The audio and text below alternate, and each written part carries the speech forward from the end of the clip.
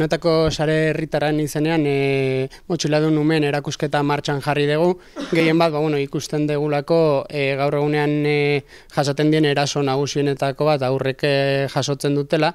Orduan, helburua da pixkat beraien bizipenak eta erakustea, eta nola modu adierazgarriak bizipen horiek adierazteko baino beraiek jasaten duten eta sentitzen dutenarekin batez ere adieraztea, baino ikusten dezuten bezala, eman nahi izan zaie itxura karikaturiko bat, naiz eta ez den humorezkoa ez, nola egiteko poztasun bat adierazten dutelako aurrek, naiz eta barruan egoera gordin eta latzak jasaten dituzten.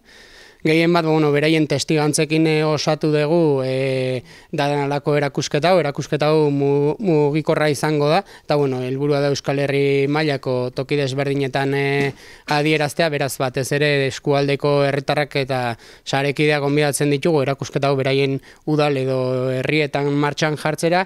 Testigantza gordin hauek adierazten dira alde batetik, eta bestetik datuak, oso datu sentikorrak ematen dituztelako motxiladun haur hauek, eta oso modu simple eta ulerkorrean adierazten dira datu hauek. Testigantza horien adierazle argazkitxo batzu ez laguntzen dira, eta bestelako informazioa ere badago, gehien bat jasatzen dituzten 18 urtera arte edo ulertzen da motxiladun haurrak izaten jarraitzen dutela, eta 18 urte bitartean besteak beste ikusi dezakezute ze denbora gutxi aportatu dezaketen egon ditezken beraien gurasoekin, beraz zenolako eskubide urraketak jasatzen dituzten. Ordutegia, liburutegiarena, orain hasi eta ostiral arte izango da, arratsaldez batez ere 4:00 7:00 dago, zabaldu nahi dugu informazio hau beste herrietan ere horren irudi adierezkorrak beraien eskura jarriz.